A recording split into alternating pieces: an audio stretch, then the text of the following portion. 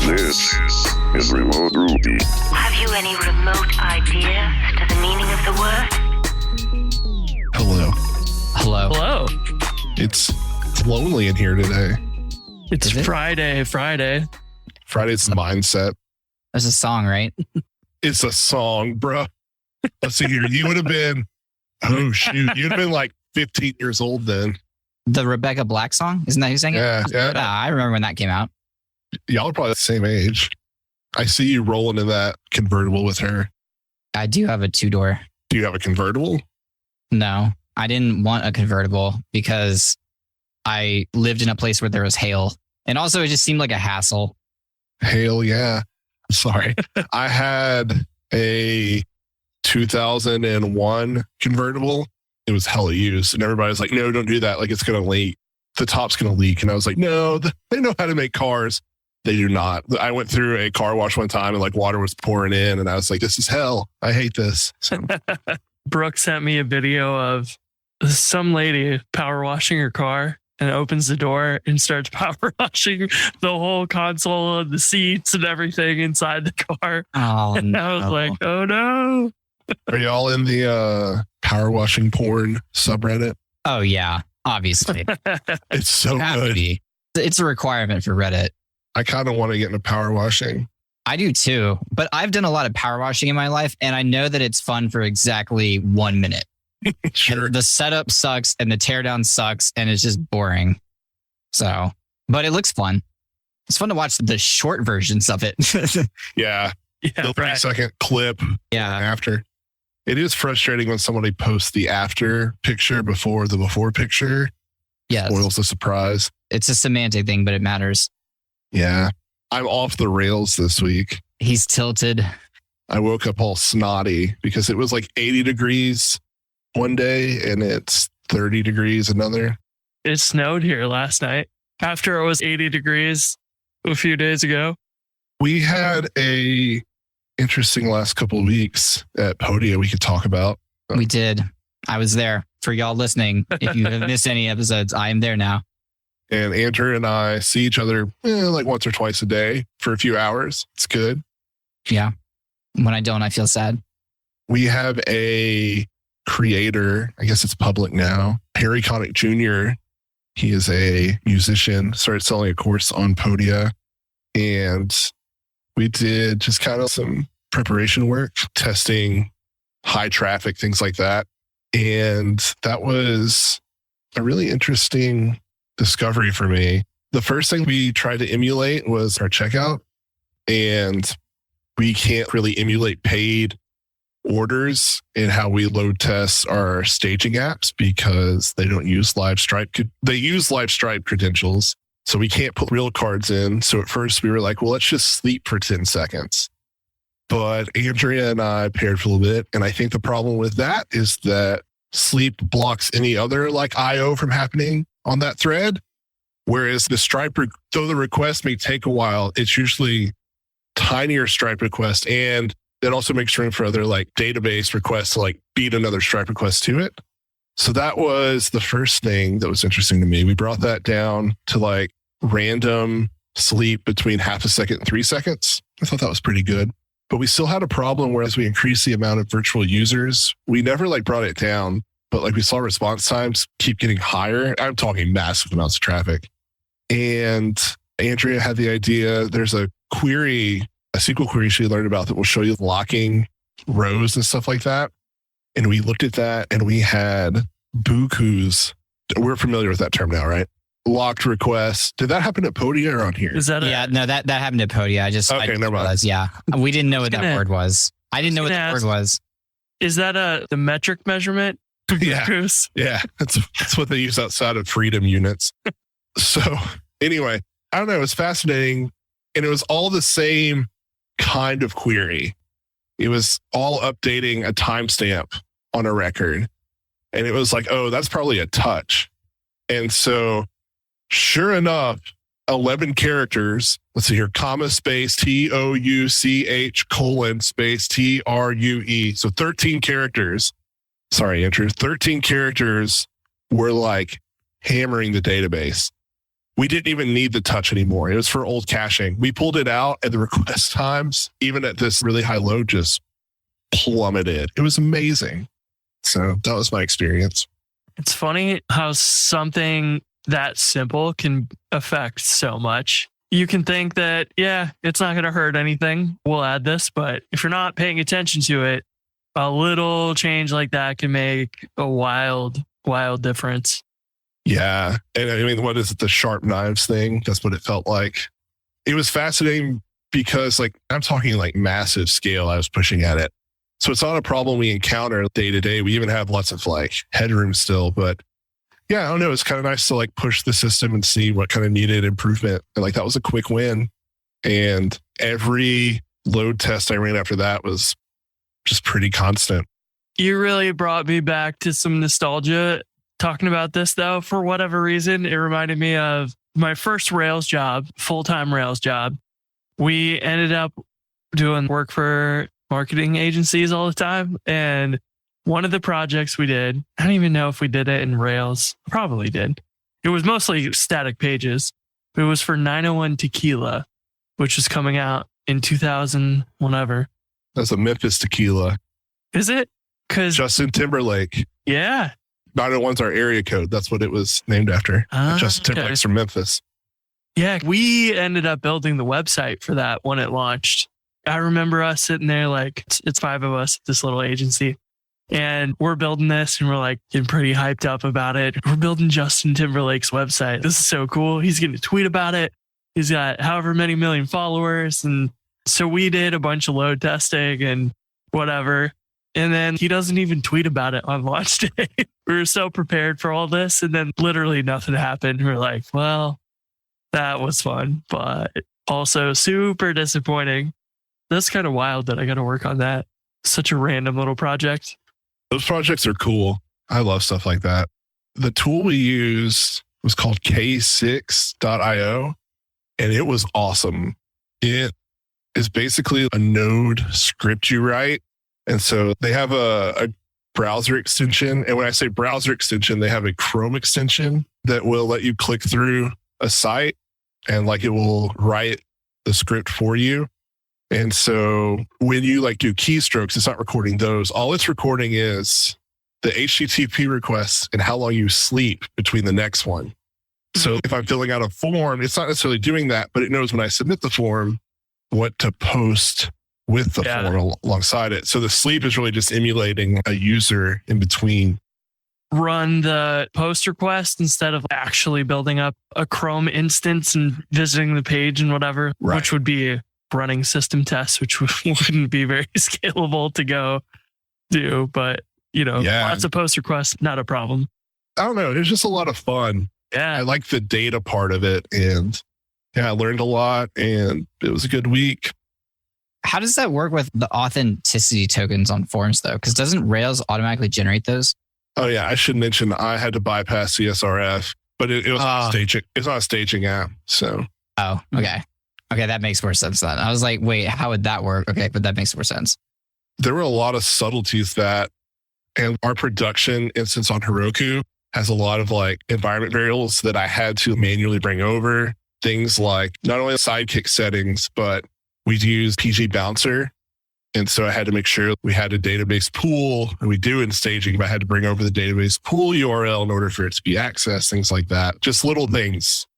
Did you make sure you're using the equivalent dynos as production and all those little other things that you have to worry about too? Yeah, fired up.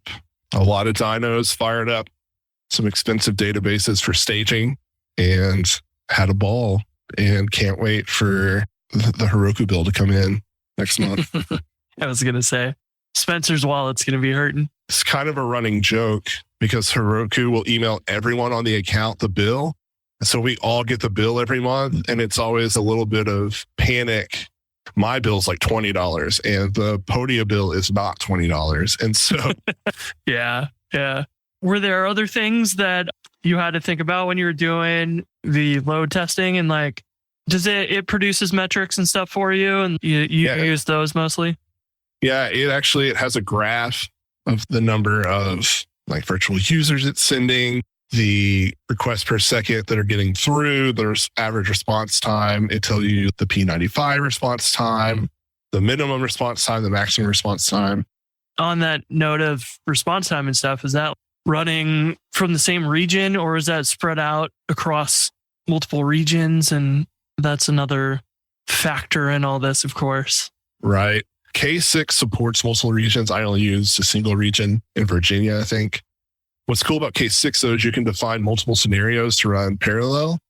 So I was testing how many visits can a Podia storefront get while people are also making purchases, stuff like that. And they ran in parallel. So you could take every HTTP request for each scenario and look at it, or just look at the scenario itself and get the metrics for the overall scenario. Purchasing a product was like 8 HTTP requests. And so I could see the overall of that, or I could dig down at each one and see kind of where things fluctuate.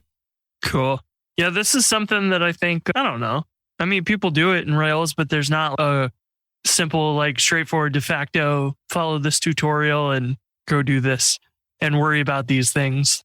It probably does at some level end up being kind of unique to your situation or whatever, but it seems like it'd be nice to have you should write a tutorial or give a talk or something on it. A TED talk. Theodore talk. Theodore. Jamie, our CTO, was the one who told me about K6. I think he heard about it maybe in Nate Berkopek's Slack for the Rails performance stuff. And so it's a cool tool. Other things to think about, we use rack timeout, and all these requests are coming from the same general IP addresses. So I had to like just completely disable it to get it to like even go at this kind of scale. That makes sense.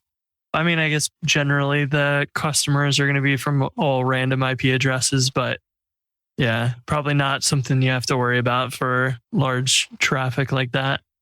Yeah. And there's a certain threshold like per storefront too, based on the host. So like if it's getting massive amounts per second, like there's a threshold for that. So like first I expanded it and then I hit another rack timeout issue and I expanded that. And then I had another one. And so then I just disabled it like a pro. Just turn off the test suite and move on. I don't know. It was cool. Like you spend years writing features and writing bugs, and to kind of step back and, I don't know, push against the thing you've been able to contribute to for years was kind of fun. Yeah. Drag race it a little bit. Yeah. And take out the fancy car. I'm not going to take my Honda minivan on the track. I'm going to take out a Ferrari of Heroku dynos and Redis instances and put the pedal to the metal. Do you think something like that, like the larger your application gets, like a Podia, right? You've got to eventually, this just needs to be a standard thing. You have to always think about performance at a certain size and scale of your application. So is that something that you think you will end up making part of the like developer workflow? It's not necessarily something you just stuff in CI and run some performance tests during CI, but you could do some sort of little quick benchmarks in there. But also maybe I was curious if you guys had thought about once a month or something, we run performance tests and make sure that there's no regressions or whatever, and kind of just track that generally, kind of like you do with CI. I was kind of curious if you had thought about that. Like, because at first it's like right now where we expect some traffic from Black Friday. We do some performance testing. We don't come back to it until next Black Friday. I can imagine at a certain point, you're like, let's just generally always keep an eye on this as kind of a thing that you end up doing. We haven't talked about that, but by the time this episode comes out, I will now have talked to Jamie about that. It is interesting. So this tool will actually let you schedule tests. And so you can define multiple different scenarios, multiple different tests that have their own scenarios and schedule them. And so it would be something we could do. The thing is, we would probably have to keep an app running to do that against. But yeah, I mean, we could programmatically with Heroku spin that up and spin that down if we really wanted to. So that's interesting. You don't have to do all of that though to also start noticing which of all those controllers are getting hit. We can add performance testing to that. I mean, there's tons of gems out there that will do stuff like that. And we use Scout for monitoring. So we could use that to identify some points like that and write case 6 tests for that. Because that's the other thing is right now, it's a pretty, compared to all the features Podia has, it's a very minimal test we're running. It's probably one of the higher impact ones because it's customer facing, but it's interesting. And yeah, we learned a lot and I hope we keep building on it. I could imagine you go through and write a GitHub action that runs a bunch of benchmarks and uploads them somewhere like once a day or once a week or something, and just keep a constant thing like that going. Or if K6 can do it against your staging environment or whatever. But both of those might be useful. Either option could be better than the other or whatever. But it does seem like one of those where you're like, hey, at this point, the application's huge and it's hard to keep an eye on. Jason added a touch and killed performance again. It was me that added it 4 years ago. I Git blamed it and was like, gosh. That meme where like pull off the Spider-Man mask.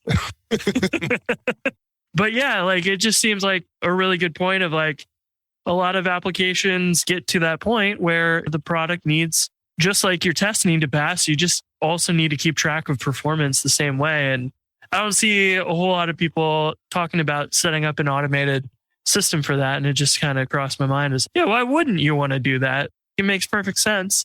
And maybe you can set up benchmarks in a script that you run on a schedule or whatever. There are lots of ways you could shave that yak, but it seems like a useful thing. Yeah, definitely. There's something there. The tool that we use too is really cool. It did have a learning curve though, because there's different types of approaches you can take. There's a ramp up, or there's just constant, or there's kind of fluctuating, and pulling the right levers was difficult at first. I finally just went with the like, okay, when you turn on, just send X number of virtual users that way. Right.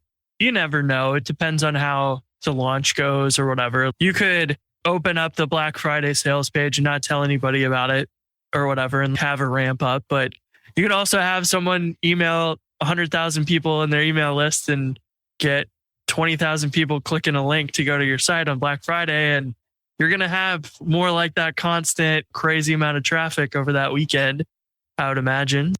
We already have that, like not Black Friday, because we do email from the app. We let creators send email to their students. And so, yeah, it's not uncommon.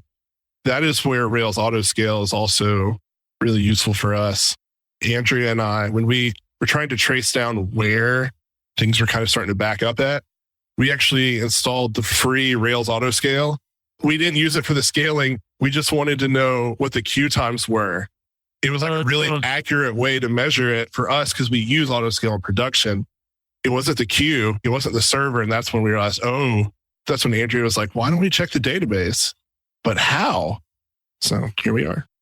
Do you keep an eye on query times and stuff with the Heroku Postgres dashboard or PG Hero or something like that? We mostly use the Heroku dashboard for that because it's got pretty good metrics. I saw a tool the other day that tries to recreate that. It's an open source package. It does that for Rails apps that aren't on Heroku. That's cool. I think they do the same kind of query, their Postgres thing set up so it records all the queries and the times PG Hero has you set up or whatever. Because it's not enabled by default, I think. So you got to go like enable that, and then you can just get stats, which is awesome because you can be running a lot of code for a long time and realize, I never indexed that email column that I should have. That is really, really useful when you're like running stuff and performance is fine until it's not. And then you spy those things and you're like, why didn't I do that sooner? Could have added an index and been lightning fast months ago, but I do find that super useful. What you said, performance is fast until it's not. It's exactly the issue we got ahead with by load testing. Yeah. Was that because we were doing absurd scale, right? We were a ways from that. And so, yeah, I like that a lot. Yeah. You need to be prepared for it. And a lot of times people aren't, and that's okay. And then you like run into I don't know why, but there's 100 people on my site all at once doing some crazy query that's really slow. And then now you're panicked because it's 500 airing for people and whatever. That stuff's not fun. And luckily, you can be in those situations if you expect the traffic to go up considerably and you can do it ahead of time. That's good. But then also it makes me think about, why don't I just work that into my regular old workflow like I do with running tests in CI? Like, it would be nice just to always have an eye on performance. It reminded me of, if you guys watched that talk that Gary Bernhardt did about Ann text editor, where he was like creating, it's so good. We'll have to find a link to it, but he, during his talk, is creating a text editor, and it's not a real text editor, but it's one where he's imagining what a text editor could do. And I watched that and was really inspired with a lot of that. We're like, if we can see this stuff in Scout and AppSignal and Skylight and whatever, Honey Badger, it'd be so sweet because they have the stack traces and they show you where errors came from and where performance stuff was slow, like a database query. How cool would it be to integrate with your editor that could highlight lines of code and mark them as red, or like this generated errors or this was slow, and have that context while you're writing code? How sweet would that be? You wouldn't want it on all the time, but being able to like have your text editor analyze the code and give you context like that be really cool. And or even just to have something where it's like, hey, you got 3 nested for loops. That's going to be a lot more Ruby CPU usage here than maybe it should be, or something. Or I don't know, you do a model.all instead of a find each and have your text editor. I just want to let you know that might not be a great idea if you got 10 million records. Do you integrate your apps with third parties like Stripe, GitHub, Slack, or Trello? If you want quality webhooks, like Stripes, for example, that's more than just sending a JSON payload to your customer's URL and calling it a day, right? That's where Hook Relay comes in. Hook Relay is a service that makes sending and receiving webhooks reliable, secure, and transparent, automatically. Some may even say magically. Users are amazed at the visibility they've gained into their webhooks. Without Hook Relay, you have no idea how many requests you're processing. With Hook Relay, you can watch your traffic, inspect each request, and much more. It's like X-ray vision. If your app or your integration partners are being flaky, you'll love the peace of mind that comes with knowing that no matter what happens, Hook Relay will make sure that your webhooks are delivered. Skip days of grunt work rolling your own webhook system and get reliable webhooks for your app in minutes, not days. Go to hookrelay.dev to get started and check webhooks off your to-do list. That's hookrelay.dev, all one word. Kevin Newton, if you're still listening after being on last week, we're excited to see that tool you built for Ruby and Ruby. Yes. That was a fun episode. I feel like the last few, I mean, they're all fun. I feel like the last few just really engaged me with, I don't know, programming as a whole. Yeah. Good conversations lately. I miss this stuff. Like, I feel like we used to have a lot of conversations when I was in school doing computer science and just random stuff like that. But the podcast is a great way to continue doing that, because mostly it's just me alone or me and Colin hanging out, working on something. But I don't have enough coworkers, so we'll have to grow the Go Rails team. Just hire me and Andrew. I feel like Andrew and I, as a unit, have been evolving. We're getting a real back and forth going, and I really enjoy it and look forward to it. You guys will interview at companies as a pair. Like in Step Brothers. Hello, No. Miss Lady. I haven't seen that movie in so long. The real question is, which one are we? I play drums, so I guess I would be Yeah. Dale. I'm the other one. I feel like physically it should be reversed by appearance, but 2 of my Funko Pops are Dale and Brennan. One is holding a sword and the other one's holding drumsticks. I love when we just ruin this podcast like this. The other thing I did want to talk about, so when this airs, I will either have given my Sin City Ruby talk or will be a few hours away from giving my Sin City Ruby talk.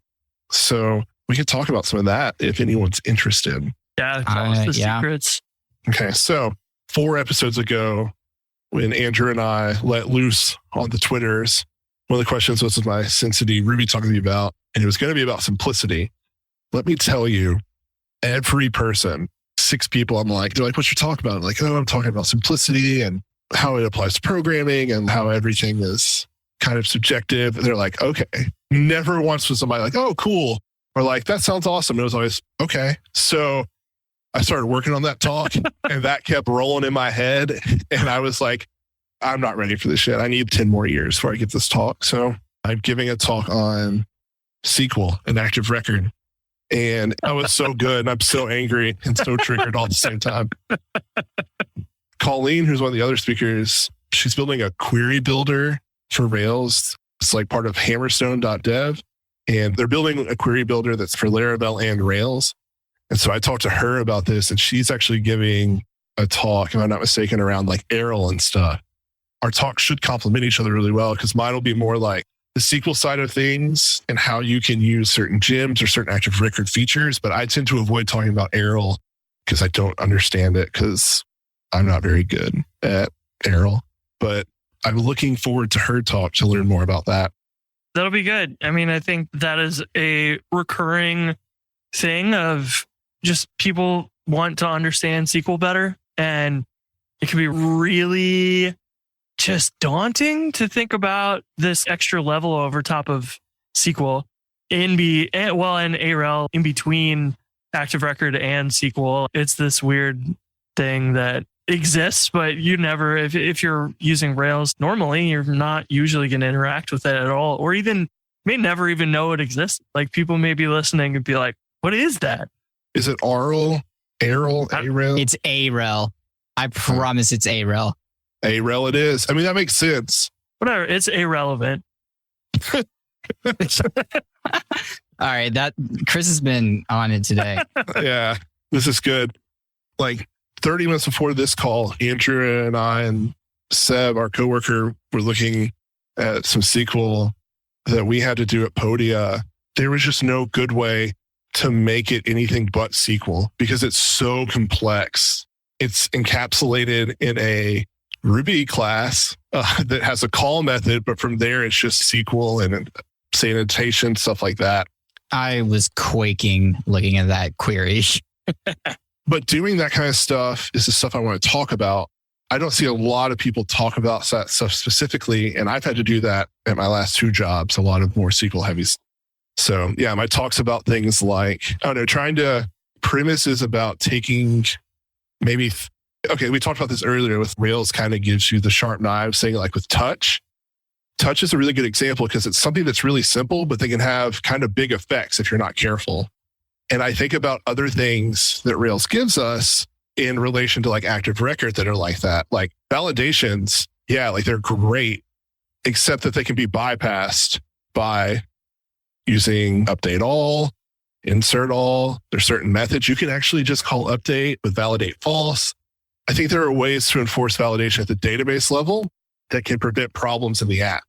So not necessarily like don't use Active Record validations, but like if you really want to make sure something is not null or not blank, enforce that at the database. So when somebody is manually adding a SQL record, it doesn't slip by, and then you get a honey badger error. And you're like, why are we here? So stuff like that, materialized views, common table expressions, I don't know, just things like that I've gotten to use. People have taught me, and I just want to package that up and see if it helps someone else. Yeah, it's a good one. Like all the tutorials are going to be something really basic with Active Record and have simple associations and things. But the reality is any complex application is going to have models that need some crazy joins. So you got to go do a sub-select in order to get what you need from one table. And there's a lot that you don't find in tutorials because also a tutorial is going to have to go set up a whole ton of models and dependencies and things before you can even begin to start to show and teach that stuff. So it's not like those are easy to make. So I think it's a really good one to be able to talk about and have some examples. And I'd love to see more of that stuff. It's a really good topic, I think, that is naturally just hard to explain, to teach, to actually do in the day job. So it's a good one. I had freaking geniuses teach me SQL, stuff that I still don't fully understand. I've been taught, especially my last job. And so, yeah, I think it's cool to talk about. Plus, I'm still wanting to build an Active Record course. And so I think this is kind of a good way to get my thoughts together and like hopefully talk to some people at Sin City Ruby about the talk and about SQL and be like, hey, or Active Record and be like, what are some gaps here between what I talked about and what you're thinking and stuff like that. So Yeah, are you gonna do the same thing for RailsConf keynote? Yeah. Opening slot, baby. So it was hilarious when I went to Ruby Midwest, the first conference I think I ever been to. I was in school and went out there in Kansas City, and I think the second talk of the day was about eigen classes and stuff. And I'm like a brand new Ruby developer who mostly knows Python. And it was 9:30 and I had a headache from trying to understand this through the rest of the day. And I was like, that's not a great talk for the beginning of the day. Oh, that sounds heavy. It sounds like a big meal. I remember there was some flowchart graph that was just lines and boxes and stuff everywhere explaining the structure of stuff. And I was like, what in the hell is going on? I very clearly remember that talk for whatever reason, because it was just it was a deep topic for a brand new Ruby developer, I would say. Did you guys submit talks for RailsConf? No. Oh, you did, Andrew. You just found out this week. Oh, that's right. I did. But Jason alerted me that I did. Yeah, we'll see. I don't know. Hopefully in 2 weeks we'll know. But yeah, I submitted a talk on behalf of all three of us. I did talk to Chris about it before I did it. Oh, that's cool. That's cool. Yeah. No, I understand. That's fine. We already knew you're going to be there regardless. So yeah, I'm down. You're always down to party. I did decide to submit a talk that I am quite convinced probably won't get in because I wrote it like Laravel, isn't it? Yeah. It's called Leaving Rails for the Promised Land. No, I wrote it 6 hours before the deadline. So I wasn't going to submit, and then I got kind of some FOMO. And sounds like my college essays. Yeah. Yeah. You? I did. I'm hoping we find out soon. I don't know how long of a timeline it takes for them to review stuff, but it's always so funny to see that graph of submissions. There are those super eager people who submit the first day that the talks are open, and then the last day they're like, 100 in a single day. Yeah, it's the procrastination station. Although I do feel bad for the organizers because they can review them as they get submitted. So as the initial ones are coming in, they can review those and start that process. But all of a sudden they get piled on at the very end and then they just have to do all that. So whenever I do submit, I always try to submit early, but it is not necessarily in my nature. So yeah, sorry. I guess that's all I got to say.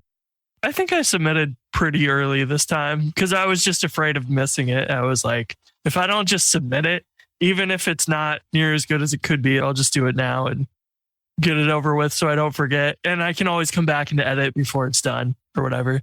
Maybe they come back and review them. If they already kind of reviewed it when it's all final, then I assume they probably reread them if they got edited.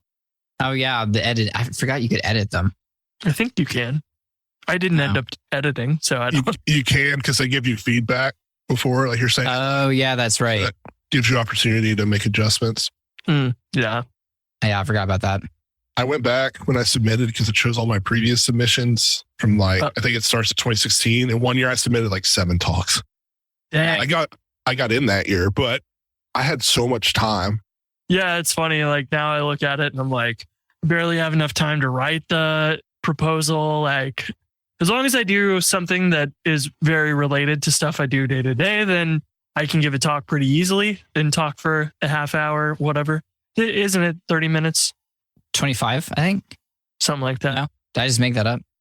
Maybe. I made that up. Maybe. Yeah. Something around there. But yeah, it's hard enough to do all that and then to make slides and whatever else. And yeah, it's quite a bit of work, Yeah. Yeah, I usually submit, but this year I was like, I don't know. When I thought about it, I was like, I was around some of the speakers at RubyConf and I was like, I don't want to just be stressed the whole conference. If it was on the last day or something like that, and I don't want to be stressed leading up to it. And it's in my nature to avoid stress. So I just kind of want to go and enjoy myself this year. Yeah. Well, at least the first talk spot's open. So if you do want to just get it over with, you got throw my hand in. So the last time I spoke was at RubyConf 2017 and the fire alarm went off during my talk. And because you were spitting flames. Just fire. Ethan's fire on the fire. There was What was your mixtape that year? He's dropped a rhyme and it just went the whole place. I'm scared to make a joke because I'm sure my terminology is outdated and Andrew will drop a boomer. So, no, there was a lot of mass chaos, though, because people didn't know if it was real or not. And so there's 3 minutes of me being like, and then somebody's like, just keep going. So I kept going. And then it was a false alarm, obviously. And so somebody like stood up in the middle, like after me continuing, it's like, there's a fire. I don't know why everyone's still here. And just yelled that from the back of the room. And I was like, okay. Okay. You're like, Is that a crime? why are you still here? I asked con freaks to leave in all the chaos. So like if you watch it, I don't think there's any edits in that part. Now I want to go see that on, I assume it's still on YouTube or something. It is. I think it's on my website under talks. Nice. We'll get a link. As someone whose house is caught on fire, I would just like to say to the audience listening, if the fire alarm is going off, you should immediately rise and exit. That's probably not a bad idea. We're not lawyers, or this is not legal advice. I think 60% stayed probably. Dang. You're There going was- down with the ship. Well, They wanted to hear what you were about to say. So I'm looking at my monitor right now talking to y'all. I'm on stage, right? If I look to my left, there's 4 fire exits. So I'm like, Okay. That is if some this- missing information. Yeah. if this hits the fan, I think all the people in this room could safely get out these 4 doors pretty quickly. So Yeah, that's a very reasonable expectation. I was in a swim meet and the fire alarm went out. It was December. And I got out of the pool due to the fire alarm Oh, in a God. Speedo checks out. in December. Do you have any pictures of that? Me outside that day? No, I don't. In December in a Speedo, just waiting for the fire alarm to stop? No, I still have pictures of my swim years, but no, not of that. I didn't have my phone. I had nothing. They pulled me out of the water. That sounds like some kind of expression when someone gets pulled through a tough life event. They pulled me out of the water. Yeah, they pulled me out of the water into the cold, into the darkness. Okay, well, lost me on that. I was trying to really make this an uplifting episode, but Yeah, I know. But I can't let that happen. So here we are. well, anything else you guys want to chat about? No. Well, during this episode, we'll be in Vegas. So what are we going to do in Vegas? We're going to the Neon Museum. Yes. And what is that for the listeners? That is a bunch of old neon lights from Vegas signs. So if a building gets torn down or a company rebrands, these signs get donated and this nonprofit restores them, or at least they can't restore it. It's too expensive. They'll at least kind of set it up in their tour. And we're doing a walking tour at night. So there's a guide with you. The times I've been, what it's been like is it's set up kind of from oldest to newest. So you kind of get a history of even before Las Vegas, the area of like some of the first casinos, signs, stuff like that. It's a 45-minute tour. It's one of my favorite things to do in Vegas. I'm excited. It's near Old Town Vegas. They call it downtown Fremont Street. So figure we can mosey on over there after and explore. I don't know if I was telling you this or I was telling Andrea, but Horseshoe on Fremont Street, you can take a picture with $1 million. $1 million? I wanted to take a picture with $1 million. And then I'm going to use this as my Tinder picture. Not actually. That was a joke. I did remember one thing. Earlier, we were talking about missing indexes or things that could be indexed. There's a gem called LOL DBA. I've used it in the past. It scans your models and it'll list columns that should be indexed, and it can even generate the migration. And you shouldn't necessarily you should obviously look at it and make the decision for yourself whether what it says does need to be indexed, but it can definitely get you pretty far and give you some hints. I think I've come across that. I haven't used it, but I like that idea. It's pretty good. There's another one that I can't remember the name of at all. I can't remember the name. I know it was like a really weird name, so I'm probably not going to be able to find it. But it was kind of in the same vein as LOL DBA. It was doing something like scanning for foreign keys that could be like indexed and things like that. So yeah, there's stuff out there to help you with this stuff. And there's Derailed Benchmarks, I think, from Sheems is something you can use for testing performance. There's all sorts of stuff. So there's also free tools out there because we were talking about K6 a lot, which was really dope to use, but there are free options too. Yeah, I know that Derailed Benchmarks are really good for benchmarking stuff like that. So That's definitely one to look into. I don't think I've used it, but I know I looked into it a while back and probably should revisit. That seems like a good one for a screencast. Yeah. Schneem's a good one for a screencast. The Schneem's cast. Schneem's cast trademark. You heard it here first. Yeah. Do you guys get updated on the latest Rails versions that Raphael released? Believe so. I didn't ever. We did. Did you look at the changelog? Was there anything? I did. There was a vulnerability in one. One was a vulnerability release. The other one was patch updates. So there were no action mailer changes. I went through all of them this morning with Seb because I thought I had like a conniption this morning. Seb got to see one of my first meltdowns. So I had this test and it was failing. It was on Rails 7. I was trying to make it work on Rails 7. And I did not understand this error because it was saying there was a constant. That constant was not there. And I was at the point looking through gems that we had to see if that constant was anywhere. Had yet to find it. It made no sense. So I'm over here losing it a little bit. And then I rebased the branch after Andrea had updated Rails. And I forgot to run bundle with the special command to make sure it uses the next Rails version, uses Rails 7. So it used Rails 6 and I reran the test and it passed. And I started losing my mind because I was like, how did a patch version of Rails fix this test? It has to be in the changelog. So I went through all the changelog. There's a action cable thing that was kind of interesting where something about unsubscribing, a better promise connection for unsubscribing. You'll have to look. I don't remember the exact is details. that the Safari bug or whatever related to that? I think so. Didn't they Yeah, it was like, they also released a Firefox autocomplete off yes. nonsense too. Yeah, they did that. There was some active record changes. There weren't that many changes in the other libraries, but there were several active record changes and there was action cable and a few changes in action pack. Yeah, nice. I think that was the majority. Shout out to Raphael for being the custodian of Rails and keeping those releases going and everything. Yep. That is very much appreciated. There's so many and Aaron for the security release. So many of those little bug fixes and things, and just so many ridiculous amounts of PRs to keep up. That's why whenever Taylor or somebody from the Laravel team screenshots that they have 0 open issues across all their repositories, I'm like, how is that possible? I don't know. There's some of those that are just hard to like, it's a good idea, but it's not implemented right. And we can't merge it. We'd like to maybe merge it. Somehow those things get shuffled through and done or whatever on Laravel, or they're quick to close things or something like that. It's impressive how they keep up with it because it is a thankless job. So shout out to Raphael for doing all that hard work.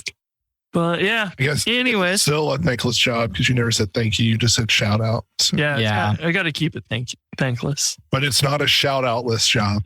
No, it's not a shout out list job. Thank you. Yes, thank you. Thank you very much. We appreciate you and everyone else on the core. Very much. And I appreciate everyone who's no longer on core this week. Yes, absolutely. Very, very much appreciate all the work they've done. And yeah, we couldn't be here without them. So huge thank you to them. And yeah, all their contributions and inspiration and whatever. They've done a lot for us. Yep, and coding tricks that I get to read from. Yeah. Things we shouldn't be teaching Andrew. Yes. Too much power. Well, I think that's it for this week. Let's get right off in the sunset, partners. On that note. All right. Well, it's been fun. Yep. See you guys. Had a good run. Bye.